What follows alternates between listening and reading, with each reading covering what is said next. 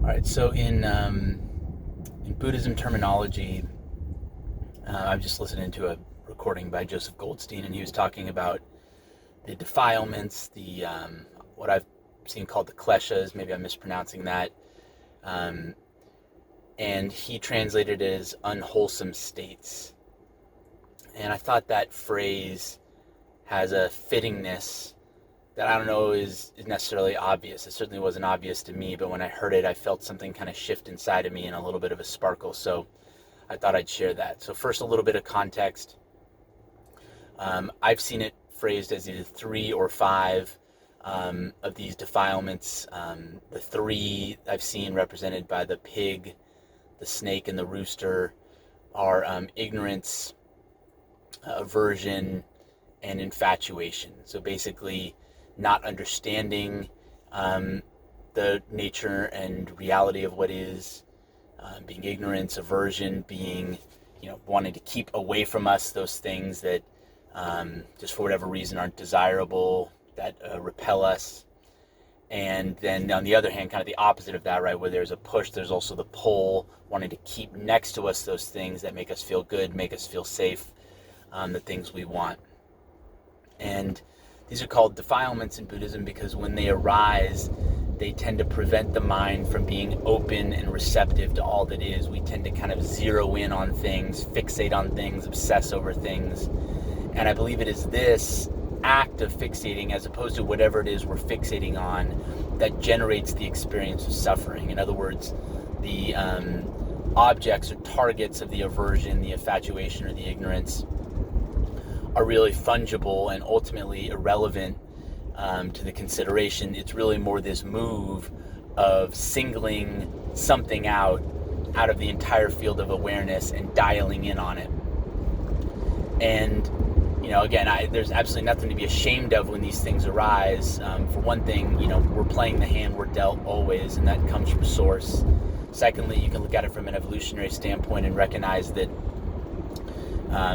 whatever instinctual drives we have are evolved, the process of millions of years of evolution coming to a point and a representation in us.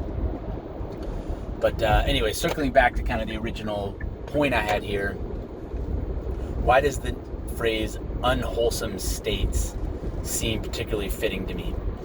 And I think the reason is when these defilements arise, right? Ignorance, aversion, infatuation. I know in me when they arise, if I pay attention, they manifest in the mind as kind of an obsessive, insistent, or resistant thought stream that at first will try to direct me toward whatever the object is. Ooh, get that ice cream. Ooh, stay away from that argument. Don't even think about or go back to that topic that happened. When this happens, if I don't go along with it, if I essentially try to remain poised in awareness while that unfolds, I will feel my body essentially rebel, right? It'll essentially try to enforce the craving with, tightness, squeezing. It'll kind of ramp up, put the pedal down on the thoughts. Basically the way addiction works, right? It tries to drive me toward the object. And really what it's trying to do, though, is reinforce its authority and its dominance in my body by reasserting its power. It doesn't care about the object or the acquiring of it. It cares about the chemical process that unfolds, because the more it conditions that in the body, the stronger it gets, the harder it gets to overcome. Now, I think beneath all of that, right, because there's a bit of a conflict, scarcity flavor underneath that framing I gave of it there. I think the truer framing, though, is that what's happening when those things arise is there's something from the past that's kind of stuck in us. It's undercooked, it's unprocessed, it never really got the attention and the compassion needed to let it go. And, examples we may have would be, when a loved one passes away, when an important relationship to us ends, when we lose something that's important to us, when we suffer a trauma or an abuse. These things tend to stick with us for a long time because when it happened, there was something in the experience, some aspect of it, some memory, some emotion that never got fully processed, never really got fully resolved in us. And again, this is no basis for guilt or shame or anything like that. Everything happens perfectly in its time, at its time. And so if that didn't happen then, that's because it wasn't meant to happen then. The question is, what, if anything, can we do about it now, right? And I've talked in other videos about some techniques for that. And, the image that's coming to mind here, I keep teasing this idea of unwholesomeness, and I'm not really tying the bow here,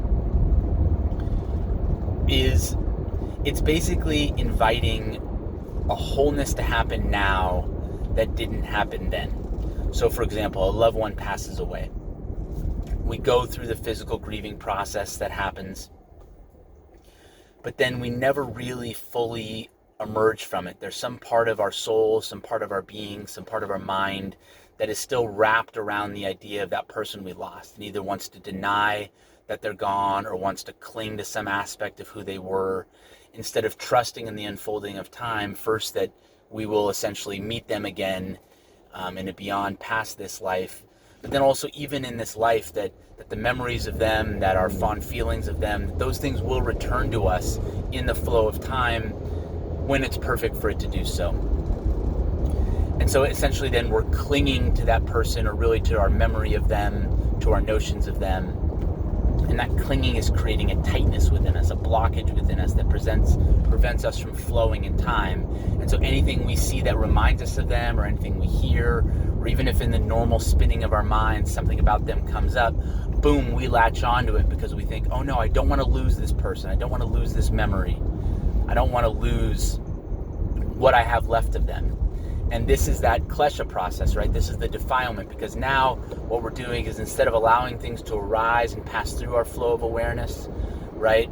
Kind of like the clouds passing by on the sky, we're now fixating on things. And it's actually this fixation that then will bring up the defilements. We'll start to be averse to its passing. We'll start to be infatuated with keeping it, and we'll remain in ignorance of the truth, which is that the wisdom is to just let it go and let it return in its time, because then we're trusting the flow of creation to bring it and to let it go in the flow of things, instead of having our private agenda, our private insistence about it. And so when these things arise, when these kleshas arise, I've used before this metaphor of the seed and the husk, right? If you think about a sunflower seed, when you get it, you see that shell, right, that's there. That's actually the only thing you see when you first look at it. And if your thinking was, well, this is unwholesome, I'm not going to be able to eat this. This won't nourish me. This is going to maybe hurt my teeth or my gums or my lips as I chew into it because it's too hard and spiky, too much like wood. You might just toss the whole seed away and think it's worthless, and even maybe begrudge the person who handed it to you, saying, what kind of snack is this? But with time and with wisdom and with experience and with trial and error, we learn that what you do is you essentially separate the husk from the seed. You take that shell, right, which is what brought the seed to you, kept the seed nurtured, kept the seed moist. Right, you can bite it open, peel it open, and then you respectfully discard the shell, right? You set it aside. And you get to what you were really looking for, which is that seed. And when it comes to defilements, all the dramatic thoughts, all the physical pain we may feel, the urgency we may feel, our pulse quickening, all these things that tend to arise when we encounter these difficult experiences, these are really the shell or the husk. What we're looking for, that seed, is that thing from the past, right, that has just been stuck in us all this time and is looking for its release, right, is looking for its resolution, which it didn't get initially, but is arising to get now.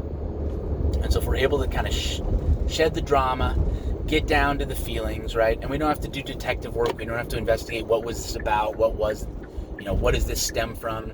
If it's meant for us to know, it'll come to us in a way that we'll see, aha, that's what this is. But we don't need to be Sherlock Holmes digging in and trying to suss it out. We just deal with the raw emotion and the raw thoughts as they arise, and we practice. We practice the discipline that we didn't have or we didn't apply back then, back at the time the trauma occurred, which is to be attentively non-attaching, right? Attentively letting go. We let the experience come in its fullness. Whatever feelings arise, we feel them. Whatever thoughts happen, we notice them. But we don't cling to the feeling, fight the feeling, resist the feeling. We don't argue with the thoughts, shove the thoughts aside, obsess over the thoughts, lionize the thoughts, all the different drama games we play. We just allow the experience to happen as rawly as it does, with as little clinging as we can muster, in the hope that that energy, right, that attentive, open-hearted, open-minded energy that isn't grasping after anything, isn't imposing any agenda, that kind of creates the vibe or the field, almost kind of the musical note that allows these tangled energies to begin to soften and untangle themselves. And so I just think it's so interesting that we call these unwholesome states, these unwholesome arisings, because when we hear that, at least when I do, I kind of think, I kind of curl my nose, I wrinkle my nose, and I'm like, oh, those damn unwholesome states. I almost think of something that's kind of gross or wrong or nasty. But what I think it really means is we are the unwholesome state, and don't think of it in terms of a moral judgment or morality. Look at the word itself. We are unwhole, right? We are not whole.